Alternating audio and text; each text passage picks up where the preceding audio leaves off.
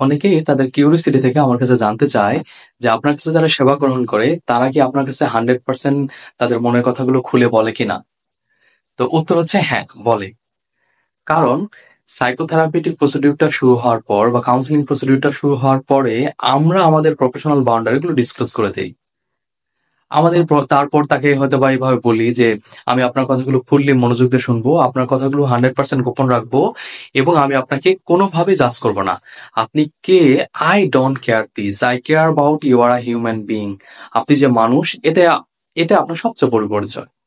So আপনি মন খুলে কথা বলতে পারেন। আমি আপনার কষ্টগুলোর ভেতর দিয়ে যাওয়ার চেষ্টা করব, আপনাকে বোঝার চেষ্টা করব এবং আপনার কথাগুলো গোপন রাখবো। আপনার এই কথার গোপনীয়তা ৩ টা ক্ষেত্রে ব্রেক হতে পারে।" তারপর সেই বাউন্ডারি গুলো আমি বলে দেই। যেমন আমি যদি সুপারভিশন নেই আপনার কেসটা নিয়ে, তাহলে হয়তোবা আমি আমার সুপারভাইজারের কাছে আপনার নাম পরিচয় গোপন রেখে আপনার এই ঘটনাটা শুধুমাত্র বলতে পারি। আপনার সুইসাইডাল কেস, আইডিয়েশন বা ট্যাটেম বা কোনো হিস্ট্রি থাকে, সেক্ষেত্রে হয়তোবা আপনার কাছে ২ জন মানুষকে জানিয়ে দিতে পারি বা আইনি কোনো জটিলতা থাকলে বা দেশ বা গভর্নমেন্ট আমার কাছে কোনো ডেটা চাইলে সেক্ষেত্রে হয়তোবা আমি আপনার ডেটাগুলো দিতে পারি। তো যখন আ এরকম করে বলি, তখন তারা হয়তোবা অনেকে জিজ্ঞাসা করে যে, "আপনি যে আমার কথা 100% গোপন রাখবেন, এর নিশ্চয়তা কোথায়?" তো তখন হয়তোবা আমি বলি যে, যদি কেউ জিজ্ঞাসা করে সেক্ষেত্রে হয়তোবা এরকম করে বলা হয় যে, যেহেতু একটা প্রফেশনাল রিলেশনশিপ, সো আমি যদি কোনোভাবে আমার কথা ডিসক্লোজ করি, আপনার কথাগুলো ডিসক্লোজ করে দেই, তাহলে আপনি আমার বিরুদ্ধে আইনি ব্যবস্থা নিতে পারবেন।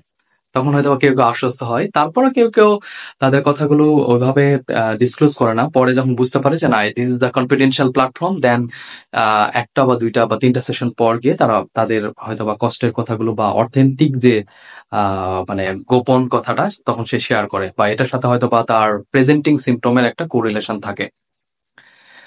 তো আ আমরা যখন একজন ব্যক্তিকে এভাবে নন জাজমেন্টালি মন থেকে অ্যাকসেপ্ট করি, তখন সে অনেক সময় দেখা যায় যে কান্না করে দেয় ১ম এই।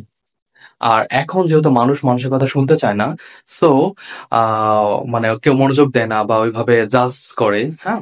তো সাইকোলজিক্যাল কাউন্সেলিং প্রসিডিউর এ একজন ব্যক্তি যখন কথাগুলো বলা শেয়ার করে, তখনই তার হচ্ছে 50% হিলিং টা হয়ে যায়।